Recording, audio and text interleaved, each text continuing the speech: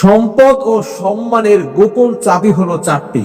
এই চারটি চাবি যদি আপনি আপনার ভিতরে ফিট করতে পারেন, চারটি আমল যদি আপনি আপনার ভিতরে ফিট করতে পারেন, আল্লাহ আপনাকে সম্পদ দান করবেন এবং আল্লাহ তাআলা সম্মানের মালিক বানাবেন। আমরা দুনিয়াতে সকলেই চাই আল্লাহ যেন আমাকে সম্পদ দেয় এবং সম্মান দেয়। কেউ কিন্তু চায় না আল্লাহ সম্পদ দেয়, সম্মান না দিলেও কোনো সমস্যা নাই, এটা কেউ চায় না। সকলেই চায় আল্লাহ আমাকে সম্পদ দান করুন, আবার আমাকে সম্মান দান করুন। সুতরাং যদি আপনি দুইটা চান, এই চারটি চাবি হচ্ছে আপনার জন্য। এই চারটি চাবি, চারটি আমল আপনার এই সম্পদ আর সম্মানের দরজা খুলে দিবে। এক নাম্বার হচ্ছে আপনি তাহাজ্জুদের নামাজ পড়বেন। তাহাজ্জুদের নামাজ ছাড়া কোনো মুসলমান কখনো সফলতা অর্জন করতে পারে না। অনেক কাফেররা দেখবেন কোটি কোটি টাকার মালিক, কিন্তু তাদের জীবনে কোনো শান্তি নাই। অনেক বেনামাজি দেখবেন কোটি কোটি টাকার মালিক, তারা আমাদের কাছে ফোন দিয়ে বলে, হুজুর টাকার অভাব নাই কিন্তু সংসারে কোনো শান্তি নাই।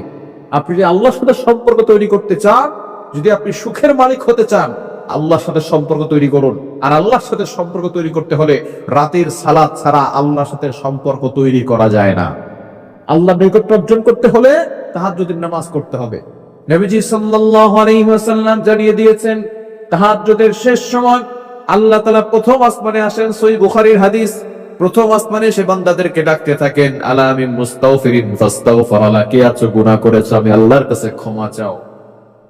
কে আছো অভাবে পড়ে গেছো, আমি আল্লাহকে বলো, আমি আল্লাহ অভাব দূর করে দিব। কে আছো বিপদে পড়ে গেছো, আমি আল্লাহকে বলো, বিপদ দূর করে দিব।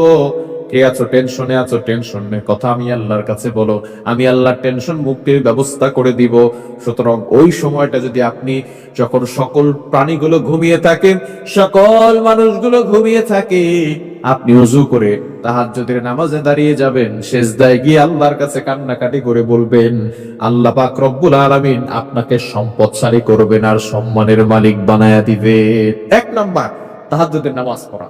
দ্বিতীয় নাম্বার হচ্ছে দুরূদ শরীফের আমল করা। দুরূদ শরীফ এত ফজিলতপূর্ণ আমল। আমি নিজে একেবারে ছোটবেলা থেকে, আমি যে সময় হেফজ পড়তাম, সেই সময় আমি যার কাছে হেফজ পড়েছি, যে ওস্তাদের কাছে, উনি আমাকে দুরূদ শরীফের ফজিলতের ব্যাপারে একটা ঘটনা বলেছিলেন।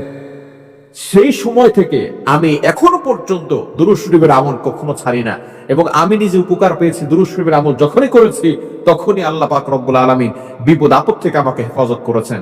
ইয়াকিনের সাথে যদি আপনি দুরূদের আমল করতে পারেন, আল্লাহ আপনাকে হেফাজত করবেন, বিপদ দূর করবেন, অভাব দূর করবেন, সম্পদের মালিক বানাবেন, সম্মানের মালিক বানাবেন।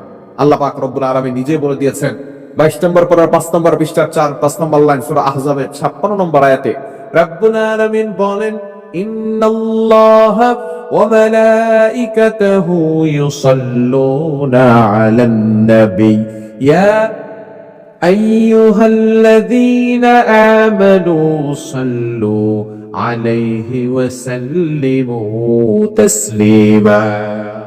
নিশ্চয়ই আল্লাহ বলছেন, আমি আল্লাহ ফেরেশতারা নবীর প্রতি দুরূদ পড়ি, তোমরাও নবীর প্রতি দুরূদ পড়ো। আল্লাহ দুরূদ পড়েন মানে আল্লাহ নবীর প্রতি রহমত নাজিল করে। ফেরেশতারা দুরূদ পড়েন মানে ফেরেশতারা নবীর প্রতি রহমতের জন্য দোয়া করেন। সুতরাং আমাদেরকে নবীজির প্রতি দুরূদ পাঠ করার দরকার আছে না নাই?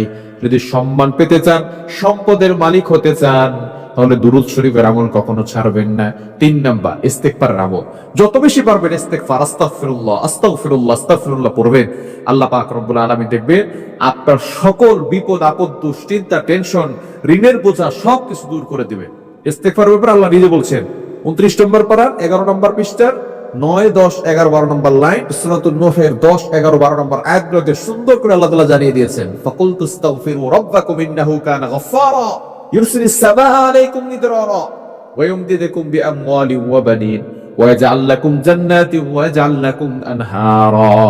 ইস্তেগফারের এতটা ফজিলত, আল্লাহ গুনাহ মাফ করে দেন, সম্পদ দেন, সন্তান না হলে সন্তান দেন, এবং আল্লাহ তাআলা দুর্ভিক্ষ আসলে দুর্ভিক্ষ দূর করে দেন, আল্লাহ গুনাহ মাফ করে দেন, জান্নাত দেন, জাহান্নাম থেকে মুক্তি দেন। আর কি লাগে বলেন? 3 নাম্বার ইস্তেগফার। 4 নাম্বার মুত্তাকি হওয়া, আল্লাহর ভয় অন্তরে ফিট করা। আল্লাহর ভয় যদি অন্তরে ফিট করতে পারেন, আল্লাহ তাআলা আপনার জন্য রিজিকের দরজা খুলে দিবেন।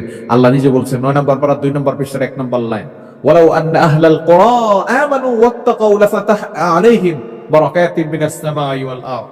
যাদের অন্তরে আল্লাহর ভয় আছে, মুত্তাকি হবে, তাদের জন্য আল্লাহ তাআলা আসমানের দরজাগুলো খুলে দিবেন, রিজিকের দরজাগুলো খুলে দিবেন, তারা সম্পদশালী হবে এবং আল্লাহ তাআলা তাদেরকে সম্মানের মালিক বানাবে।